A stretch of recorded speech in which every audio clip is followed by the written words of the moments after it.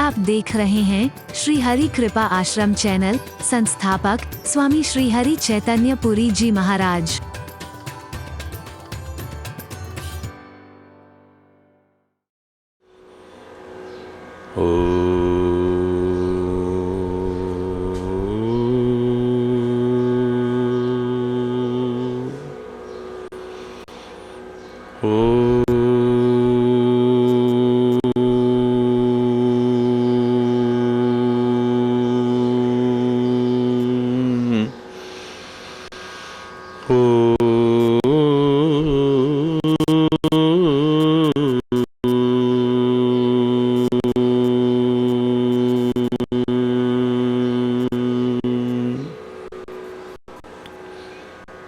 नाथ हमारे हो, तुम ही एक नाथ, सब भांति सदा सुखदायक हो, दुख दुर्गुण नाशन हारे हो। सब भांति सदा सुखदायक हो, दुख दुर्गुण नाशन हारे हो।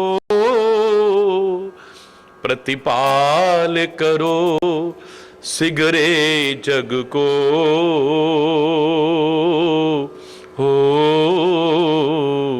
अतिशय करुणा उर्धारे हो। प्रतिपाल करो को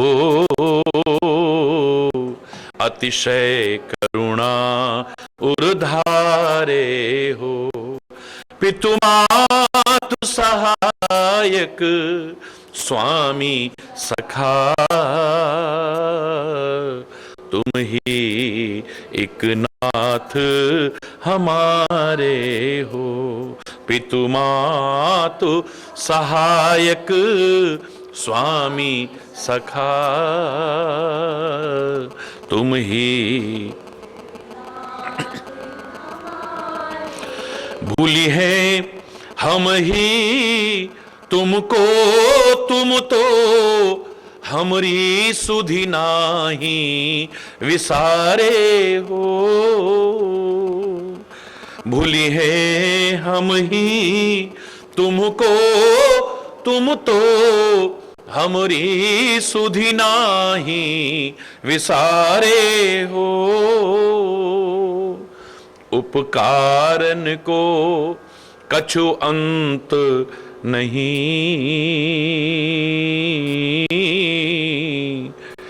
छिन ही छिन जो विस्तारे हो।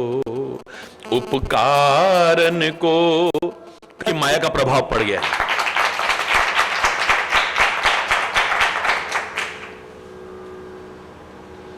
मुस्कुराते ही, एक नहीं कितने उदाहरण देखिए आप। शायद उनका मैं वर्णन करने लगूं तो हरि बोलना।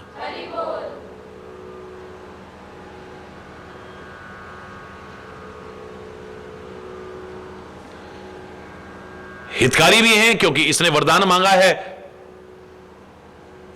पुत्र की तरह आपके चरणों में प्यार हो, सुत विषयिक तब पद रति हो।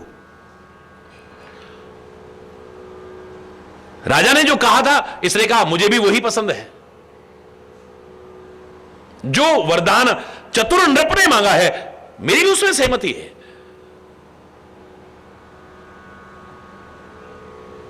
इसने कहा था कि मैं आपको भगवान की तरह नहीं, बेटे की तरह प्यार करूं।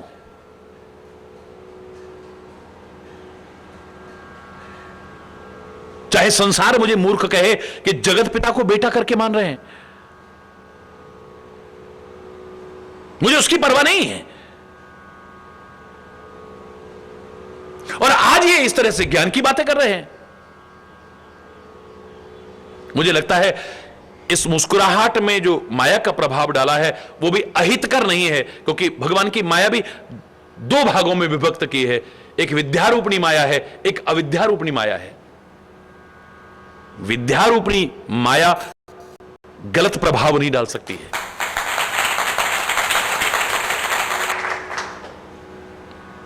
भगवान के मुस्कुराते ही भगवान की माया का प्रभाव हुआ।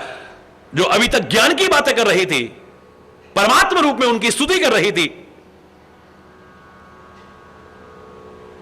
भगवान ने भी सोचा था कि अभी तो मैंने बहुत लीलाएं करनी है, अब ये भगवान समझ करके ही मुझे यहां बिठा लेंगे, हरि बोलना, तो मैं तो और कोई काम कर ही नहीं पाऊंगा।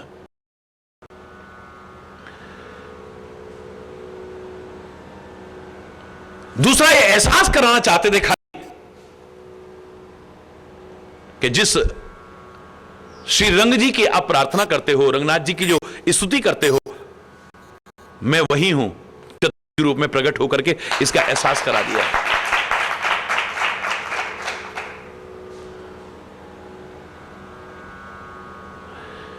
चरित्र बहुत विधि कीन चाहे, अभी तो बहुत तरह से चरित्र करना है, ये तो गड़बड़ हो जाएगा। तो भगवान मुस्कुराए, मुस्कुराते ही प्रभाव हो गया। कही कथा सुहाई मातु बुझाई, जेहि प्रकार सुत प्रेम लहे। कथा भी सुनाई है, मां को समझाया है। माता पुनि बोली सोमति डोली, तजहु तात यह रूपा। वो जो मति पैदा हुई थी वो डोल गई भगवान के मुस्कुराते ही। तजहु तात यह रूपा, इस रूप का परित्याग करिए। ये क्या चार चार भुजाएं धारण करके, शंख चक्र गदा पद्म धारण करके, आभूषण धारण करके कोई भी पैदा होता है तो ऐसे लोग क्या कहेंगे? मैं कैसे कहूंगी कि मैं मां बन गई हूं, तुम मेरे लाल हो, मैं कैसे कहूंगी? मैं बेटा हूं ना तुम्हारा। बेटे ऐसे पैदा होते हैं, कैसे लगेगा आपको? बोले की जय शिशु लीला अति प्रेयसीला, वह सुख परम अनूपा। कीजिए शिशु लीला, आप बच्चों की जैसी लीला करो ना, बच्चे हो जाओ पहले। एकदम से बच्चे बन गए, हरि बोलना। बोले अब तो ठीक है। बोले बच्चे बने हो, पैदा हुए हो और बोल रहे हो, हरि बोलना। क्या पैदा होते ही बच्चा इस तरह से बोलता है? मुझे सिखाने की कोशिश कर रहे हो?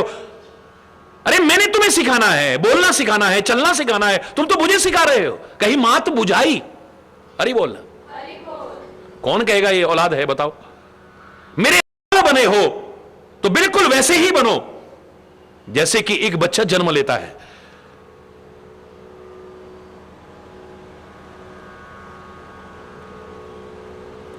भगवान मुस्कुरा रहे हैं, बोले अभी भी नहीं, ठीक है तुम बच्चे बन गए हो, लेकिन बच्चा पैदा ही मुस्कुराता नहीं है। क्या करता है? बोले रोता है। मेरे को कौन सी मुसीबत आई है जो मैं रो? हरि बोल। भगवान कहते हैं ऐसी कौन सी मुसीबत आई है जो मैं रो? बोले तुम अपने लिए आए हो क्या? नहीं। किसके लिए आए हो? अपने भक्तों के लिए। तो जब वो मुसीबत में है तो उनकी मुसीबत तुम्हारी ही मुसीबत है, रो। जब कोई झूठा मूठा भी हमारे सामने रो करके हमारे दुख दर्द में सहभागी बनने की कोशिश करता है, चाहे बाद में जाके मजाक उड़ाए, हम अपना दिल खोल देते हैं उसके सामने। हमें लगता है कोई अपना आ गया है जो हमारे दुख को देख करके, हमारे दुख को सुन करके दो आंसू बहा रहा है। ये संसार कितनी दुखी है, लोग कितने पीड़ित हैं, लोग कितने व्यथित हैं, कितने अत्याचार हो रहे हैं, कितने अधर्म हो रहे हैं। ऐसे में तुम मुस्कुराते हुए हरि बोलना, जोर से बोलो ना। सुनी वचन सुजाना रोदन ठाना, होए बालक सुरभूपा। देवताओं के भी राजा परब्रह्म परमात्मा नन्हे से बालक बनकर के रो लिए और रोए जा रहे हैं, रोए जा रहे हैं, रोए जा रहे हैं। रोदन ठाना, बोले अब तो मैं अच्छी तरह रोऊंगा ही, हरि बोलना। अब तो ठान लिया है कि रोना है? बीच में थोड़ा वो हुआ, फिर जंगल में चले गए, जंगल में गए तो सीता का हरण हो गया, हा सीते हा सीते हा सीते। चलो लक्ष्मण साथ था, कोशिश की, अब लक्ष्मण भी मूर्छित हो गया। हरि बोलना, हरि बोलना। सुनी वचन सुजाना रोदन ठाना, ओए बालक सुरभूपा। यह चरित जगावई हरि पद पावई, ते न परई भवकूपा। इस चरित्र का भी जो गायन करेगा परमात्मा श्री हरि के चरण कमलों की प्राप्ति उसे होती है, और वो भवकूप में नहीं पड़ेगा जाकर।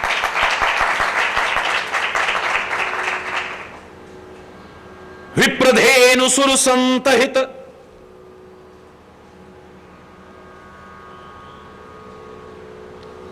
किसके हित के लिए, किसके लिए पैदा हुए? मात्र कौशल्या के लिए?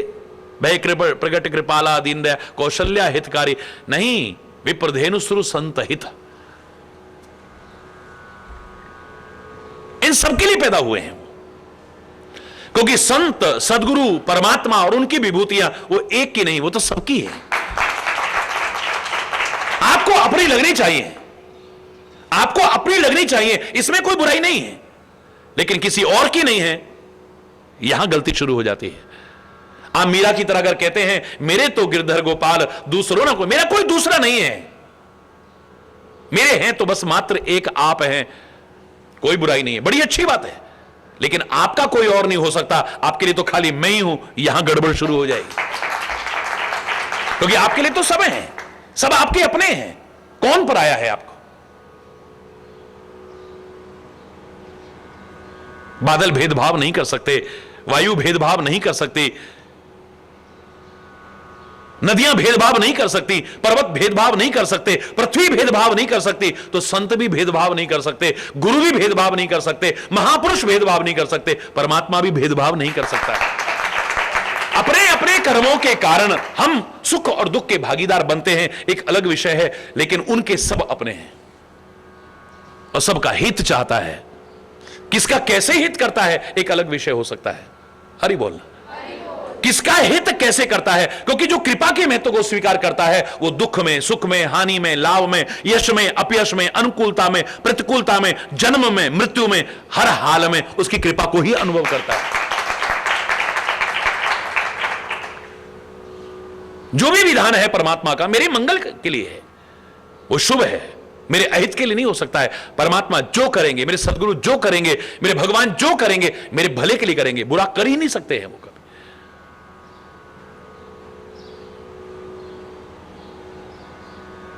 जरा दुख आया, जरा कष्ट आया, इसमें क्या भलाई हो सकती है? डॉक्टर मीठी गोली देता है, थोड़ा भी अगर हम ज्ञान रखते हैं, अबोध बच्चे हैं तो डॉक्टर के नाम से डरेंगे, घबराएंगे, उसके बाद जाने में भी कतराएंगे। समझदार व्यक्ति जानता है कि डॉक्टर मेरा दुश्मन नहीं है, वो मीठी गोली दे रहा है तो मेरी भलाई के लिए, कड़वी गोली दे रहा है तो मेरी भलाई के लिए, चीरा लगा रहा है तो मेरी भलाई के लिए, ऑपरेशन कर रहा है तो मेरी भलाई के लिए, और जहर आगे ना फैले, किसी अंग को भी काटता है, कोई शत्रुता नहीं है, वो मेरी भलाई के लिए ही कर रहा है। ऐसे ही परमात्मा, आपका जो भी विधान है मेरी भलाई के लिए है। प्रारंभ में हम समझे ना समझे, एक दिन समझते हैं, क्योंकि हमारे सामने जो होता है हम वो देखते हैं, हमारे साथ क्या हो सकता था वो हम जानते नहीं। उतने में हमारी श्रद्धा अश्रद्धा में बदल जाती है, हमारी आस्था अनास्था में बदल जाती है, हमारा विश्वास अविश्वास में बदल जाता है, कई बार आस्तिकता नास्तिकता में बदल। क्या मिला भगवान का नाम लेके, फिर हमारे साथ ऐसा हो गया, फिर हमारे साथ ऐसा हो गया। तुम्हारे साथ क्या हो सकता था तुम जानते हो? तुम्हारे साथ जो हो रहा है तुम वो देख रहे हो, तुम्हारे साथ क्या हो सकता है अगर तुम्हारे जन्म के साथ एक तुम्हारे कर्मों के बैलेंस शीट, एक रजिस्टर तुम्हारे साथ रख दिया जाता, रोज तुम्हारे साथ ये होना है, अब ये होना है, उसे देखते रहते ना।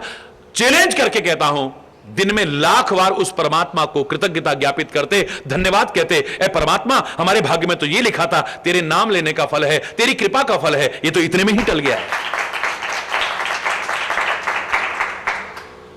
हरि बोल। जीव की भलाई छुपा है, हित छुपा है, क्योंकि वो आता ही हित के लिए है।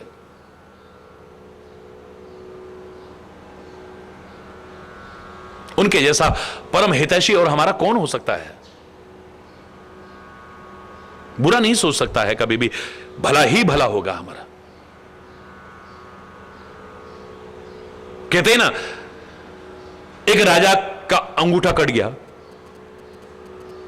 सारे लोग रोने लगे, अफसोस जाहिर करने लगे, महाराज बड़ा बुरा हुआ, महाराज बड़े, आप तो इतने धर्मात्मा हैं, आप तो इतने पुण्यात्मा हैं, ये आपके साथ बहुत बुरा हुआ, ये आप इतना भगवान का नाम लेते हैं, फिर भी भगवान ने आपके साथ ऐसा कर दिया। एक मंत्री चुपचाप बैठा हुआ था, बोला भी कुछ नहीं। राजा ने कहा, हर कोई अफसोस जाहिर कर रहा है, हे मंत्री, क्या तुम हमसे प्यार नहीं रखते हो? क्या तुमको हमारा अंगूठा कटना बुरा नहीं लगा? क्या तुम ऐसे में भगवान को नहीं कोस सकते हो? ए भगवान, तूने हमारे धर्मात्मा राजा के लिए क्या किया? मंत्री चुप रहता है। राजा फिर कहता है, बार बार जब कहा राजा ने, वो कहता है, महाराज, परमात्मा तो जो करता है उसमें कोई ना कोई भलाई छुपी होती है। मगर परमात्मा कभी बुरा कर ही नहीं सकता, मैं कैसे उसको दोषारोपण दे दूं? अच्छा, मेरा अंगूठा कटा, इसमें भी परमात्मा ने भला किया है, ठीक है, अभी देखता हूं, जाओ इसको कठोर कारावास की सजा देता हूं, अंधेरी काल कोठरी में डाल दो इसे। डाल दिया गया। राजा कहता है, बोलो अब? बोले, महाराज, इसमें भी कोई ना कोई भलाई होगी। क्या करके चल दिए। एक दिन राजा शिकार खेलने गया, शिकार खेलने गया, जंगल में भटक गया, जंगल में भटक गया, अकेला रह गया, सेना सब पीछे छूट गई। भयानक जंगल में जब निकल रहा है, वस्त्र फट गए हैं, मुकुट कहीं गिर गया है, भूखा प्यासा आगे बढ़ रहा है, तो जंगल में एक कबीला रहता था, उस कबीले के लोगों ने पकड़ लिया।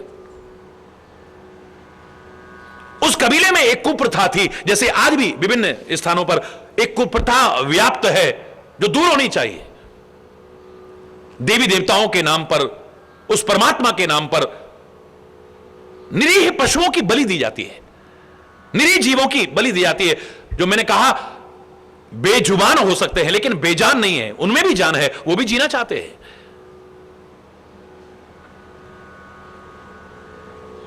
मैं तो यहां तक कहने में संकोच नहीं करूंगा, जो देवी देवता या भगवान निरीह पशुओं की बलि चढ़ा के निर्दोषों की हत्या करके खुश होता होगा, मेरे विचार में ना वो देवी है, ना वो देवता है, ना वो भगवान हो सकता है। और अगर इससे खुश होता हो तो मूर्ख हैं वो लोग जो खुश है, इससे तो मर जाना कहीं बेहतर है। लेकिन उनमें कुप्रथा थी,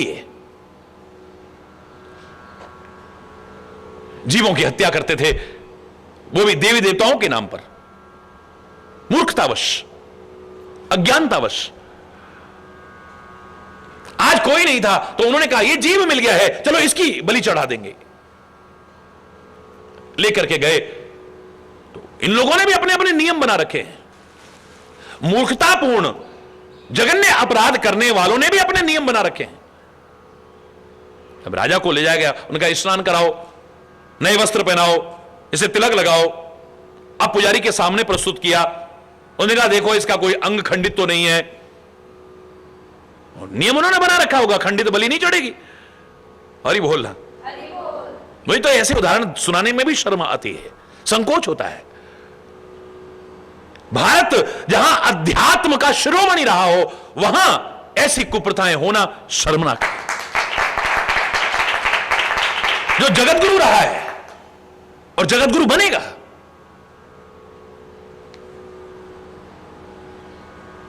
ऐसी मूर्खतापूर्ण रूढ़िवादी परंपराओं को क्रांतिकारी चिंतन रखते हुए राष्ट्र के गौरव को, संस्कृति के गौरव को स्थापित करने के लिए दूर करना पड़ेगा हमें। महाराज इसका तो अंगूठा कटा, ओ फिर ये नहीं चढ़ सकता, हरि बोलना। उनका इतना कहना राजा को याद आती है उस मंत्री की जिसने कहा था, महाराज इसमें भी कोई ना कोई भलाई होगी। मन ही मन कृतज्ञता ज्ञापित करता है, अरे ओ मंत्री, तूने बिल्कुल ठीक कहा। ये सारे चापलूस थे जो कह रहे थे भगवान ने बहुत बुरा किया, भगवान ने बहुत बुरा किया, हमारे धर्मात्मा राजा के साथ जो रो रहे थे, अफसोस जाहिर कर रहे थे, सब नाटकबाज थे। असली बात तो तूने कही थी। लेकिन मैंने तुझे सजा दी। राजा उन कबीले वाले लोगों से कहता है, मैं यहां पर भटक गया था जंगल में, मेरी सेना सब चली गई है और मैं फलाने नगर का राजा। आप ये सुनकर के सम्मान के साथ उसको नगर में पहुंचाया गया। सारे नगर निवासी बड़े प्रसन्न, बड़ा मान सम्मान कर रहे हैं, पुष्प वृष्टि कर रहे हैं, आरतियां उतार रहे हैं। जो बड़े निराश हो चुके थे, हताश हो, विभिन्न आशंकाओं से घिरे हुए नगर निवासी जब सम्मान करने, इसे कुछ अच्छा नहीं लग रहा है, जल्दी से मुझे कारागृह, क्या कह रहे हैं महाराज, बोले उस कठोर कारावास को झेलते हुए मेरे मंत्री के पास लेकर के चलो। ले गए, स्वयं अपने सामने द्वार खुलवाया, बाहर निकाला, उसके चरणों में गिर करके क्षमा याचना करने लगे। मंत्री कह रहे, महाराज आप क्या कर रहे हैं, क्यों मुझे पाप और अपराध का भागीदार बना रहे हैं, आप मेरे राजा हैं, आप मेरे सम्मानीय हैं। नहीं नहीं नहीं नहीं नहीं, मैंने तेरे साथ बहुत बड़ा अपराध किया है, मेरी आत्मा मुझे कभी माफ नहीं करेगी। तूने मेरी भलाई के लिए कहा, तूने वास्तविक बात कही कि परमात्मा जो कुछ करता है उसमें जीव मात्र का हित निहित होता है, उसका विधान अमंगलकारी नहीं हो सकता है। जब जंगल में ऐसे ऐसे में भटक गया था, कबीले के लोगों के हाथ में आया, वो मुझे मारने लगे और मेरे अंगूठे को कटे होने की वजह से छोड़ दिया, तब मुझे तुम्हारी याद आई कि आज अगर मेरा अंगूठा ना कटा होता तो मेरी गर्दन कट जाती। आज समझ में आ रहा है, उस समय मैंने भगवान को बहुत दोष दिया, जो मेरे थे उन्होंने भी बहुत दोष दिया, लेकिन आज समझ में आ रहा है ये अंगूठा न कटा होता मेरी गर्दन ही कट जाती है। परमात्मा तूने तो मेरी भलाई के लिए किया। लेकिन एक बात समझ में नहीं आ रही मंत्री, मुझे यह बताओ कि मेरे साथ तो बिल्कुल ठीक किया, पर तुम्हारे साथ तो अच्छा नहीं हुआ। तुम इतने आज्ञाकारी सेवक, आज्ञाकारी मंत्री, राज्य का हित चाहने वाले, मेरे वफादार, और मैंने तुम्हारे साथ ऐसा किया, इसमें तुम्हारी क्या भलाई हो सकती है। बोले महाराज आपकी उसी घटना में मेरी भलाई भी छुपी है। आप जब भी शिकार खेलने जाते थे मैं आपके साथ जाता था, और लोग चाहे आपका साथ छोड़ जाएं, साये की तरह मैं आपका साथ निभाता था। अच्छा हुआ आप मेरे को कारागार में डाल गए, इस बार भी मैं आपके साथ जाता, सारे लोग तो आपसे दूर हो जाते, पर मैं साये की तरह आपका साथ निभाता। और जब हम जंगल में भटकते हमें वो कबीले के लोग पकड़ लेते, आप तो अंगूठा कटे होने की वजह से बच जाते, लेकिन मेरी तो गर्दन कट जाती। परमात्मा ने कितना भला किया है, अनजाने में हम नहीं समझ पाते हैं। कृपा को अनुभव करने वाला कभी भी दोषारोपण नहीं करता है परमात्मा पर, सदगुरु पर, समय पर, भाग्य पर। वो अपनी कमियां चाहे खोजेगा, लेकिन दोषारोपण नहीं करता है। वो कहते हैं ए परमात्मा तू जो कर रहा है अवश्य इसमें भी कोई ना कोई भलाई छुपी होगी, बुरे नहीं। विप्रधेनु सुर संत हित लीन मनुज अवतार। वो निराकार परमात्मा, अजन्मा परमात्मा, अगोचर परमात्मा, अव्यक्त परमात्मा आज अपने भक्तों के लिए, इस पृथ्वी के लिए, देवों के लिए, सज्जनों के लिए, धर्म की संस्थापना के लिए मानव का शरीर धारण करके आता है। और वो जो मानव का शरीर धारण किया है, वासनाजन्य शरीर नहीं है वो।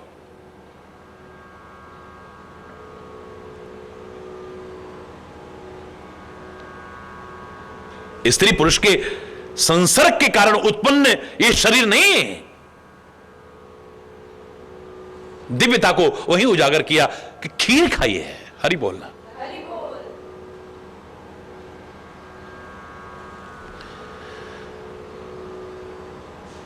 परमात्मा निज इच्छा निर्मित तनु, जो सृष्टि को बनाता है उसे कौन बनाएगा। अपनी इच्छा से मानव शरीर धारण करके आए, इच्छा में नरवेश संवारे। पहले भी कहा था ना उन्होंने कि इच्छा में ही नरवेश धारण करके आऊंगा, मेरी इच्छा में।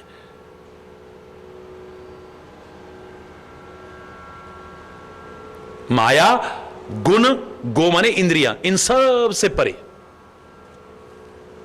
माया निर्मित देह नहीं है ये, गुणात्मक शरीर नहीं है ये, इंद्रियां इत्यादि इन सब से परे है।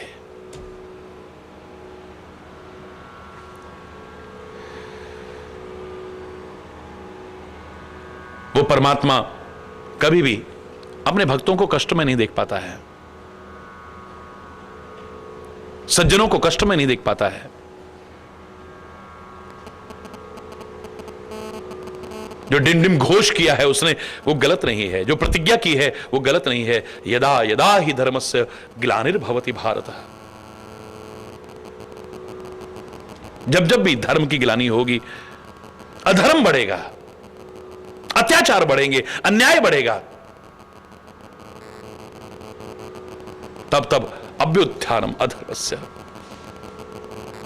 धर्म की संस्थापना के लिए, अधर्म के विनाश के लिए, भक्तों को आनंद करने के लिए मैं आ रहा हूं और आगे भी आता रहूंगा। विश्वास रखना, भरोसा रखना और एक उम्मीद रखना।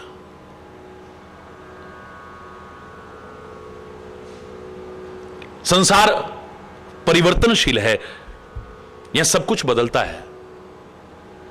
कभी सुख आता है तो फिर दुख भी आता है।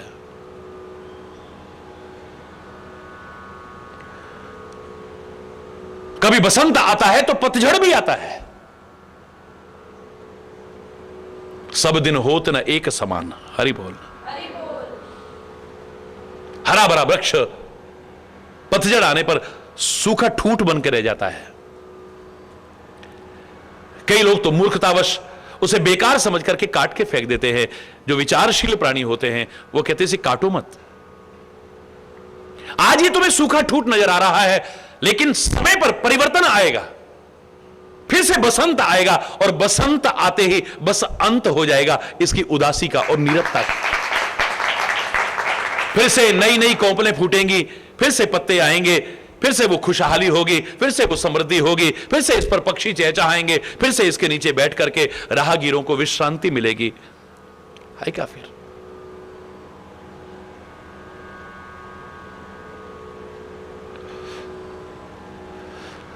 हारिए न हिम्मत और विसारिए न राम। हिम्मत मत हारना कैसी भी परिस्थिति में, और परमात्मा का विस्मरण मत करना। परमात्मा की स्मृति ही सारे सुखों की मूल है और विस्मृति ही दुखों और विपत्तियों को आमंत्रित करना है। ये सारे उदाहरण सुनाने का भाव यही हो सकता है कि जब जब भक्तों पर संकट आया है, इस धरा पर संकट आया है, धर्म पर संकट आया है, सज्जनों पर संकट आया है, उसने आकर के उबारा है, उबारता रहा है, उबार रहा है, आगे भी उबार। तो हम वंचित कैसे रह जाएंगे? वो हम पर भी कृपा करेगा, हमारे भी जीवन को उबारेगा। परमात्मा की कृपा के अधिकारी सभी बन सके। वही परमात्मा जिसके गुणानुवाद हम गा रहे हैं, सो कृपालु मोहि तो ही पर सदा रहो अनुकूल। मुझ पर भी, आप सब पर भी, सब पर हमेशा अनुकूल रहे, यानी उसकी कृपा रहे। उसकी कृपा से, उसके गुण गाते हुए, उसका नाम स्मरण करते हुए हम सब अपने अपने कर्तव्यों में आगे बढ़ते रहें, बस यही प्रार्थना है। ऐ परमात्मा, हम अपने कर्तव्य से कभी विमुख ना हो और तेरा सुमिरन, तेरा भजन, तेरी चरण, तेरी शरण, तेरा हाथ, तेरा साथ कभी छूट ना जाए। बस इन संसार के मेले में आकर के, इन आकर्षणों में उलझ करके, ऐ परम आकर्षण, तेरे से कहीं हम दूर ना हो जाएं। हम काम भी करें और तेरा नाम भी जपें, ये दोनों काम एक साथ हो, ऐसा सामंजस्य हो हमारे जीवन में। क्योंकि दुनिया के काम, कामनाएं रूपी काम, विषयिक काम राम से दूर कर देता है कई बार। मां यशोदा से एक बार कन्हैया ने कहा, मुझे उदाहरण याद आ गया, मैया तो इस सबसे प्यारो कौन लगे या संसार में? हरि बोल, अरे हो मैया, तो यह संसार में सबते प्यारो कौन लगे? और ये काना तोते प्यारो कौन लगेगो? तुम सबते प्यारो लगे। ये राजपाट, धन, वैभव, वस्तु, पदार्थ, प्राणी मुझे कछु अच्छो ना लगे। हे लाला, तू मुझे सबते अच्छो लगे। है ना है मैया, तू झूठ बोल रही है, बता दे, साची साची बता दे, तो सबते प्यारो कौन लगे? कहीं ना काना तुम्हें सबते प्यारो ना है मैया, तू झूठ बोल रही, साची साची बता दे। अरे लाला, तू मुझे सबते प्यारो लगे। कहा कर सके तू मेरे काज है, बोले सबे ठुकराए दूंगी पर तो ना छोड़ूंगी कभी। भगवान ने जरा सी लीला की, अंदर रसोई में से आवाज आता है, मैया दूध भर गए हो। मैया ने फेंका कन्हैया और भागी रसोई की तरफ। हरि बोल। अब कन्हैया रो रहा है, बिलख रहा है।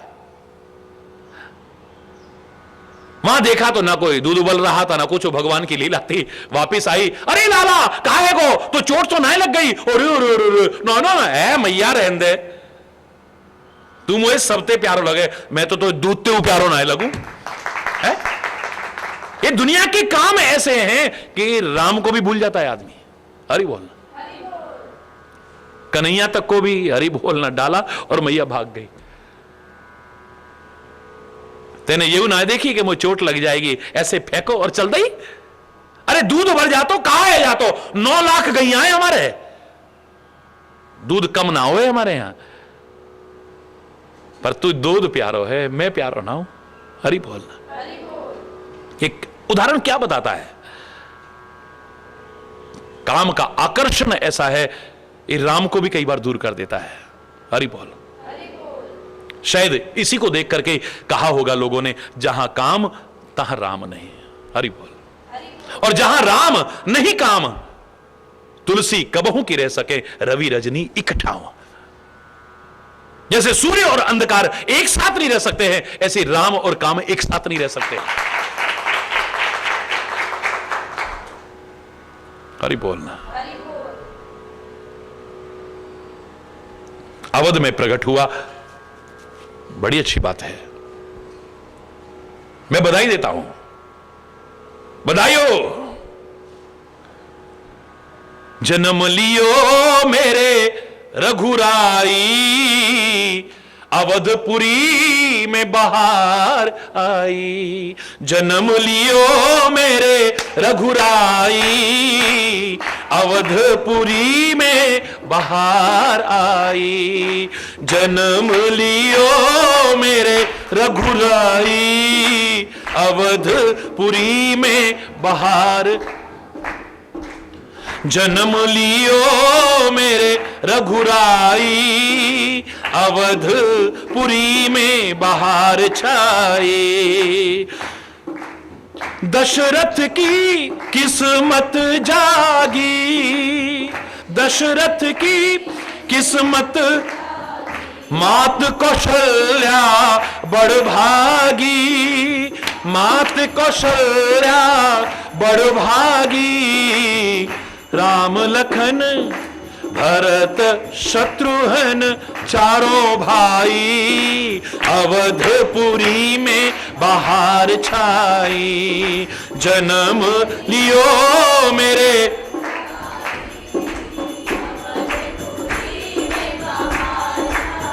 घर घर मंगलाचार हुए, घर घर घर घर मंगलाचार हुए। मिल बैठे चारों भाई, अवधपुरी में बहार। कलियों ने घूंघट खोला, कलियों ने, भौरों ने रस रस घोला। भौरों ने, बादल ने रिम झिम, अवधपुरी में बहार। अवधपुरी में बहार। जन्म लियो मेरे रघुराई, अवधपुरी में, अवधपुरी में बहार। अवधपुरी में बहार। मैं पूरा नहीं सुना रहा हूं, बड़ी आनंद है, हर ओर बधाई गाई जा रही है। मैं भी आपको सबको बधाई दे रहा हूं, लेकिन वहां प्रकट हुए, दशरथ के घर में प्रकट हुए, उसकी बधाई तो है, लेकिन जिस दिन हमारे घट में प्रकट हो गए और ज्यादा बधाई हो।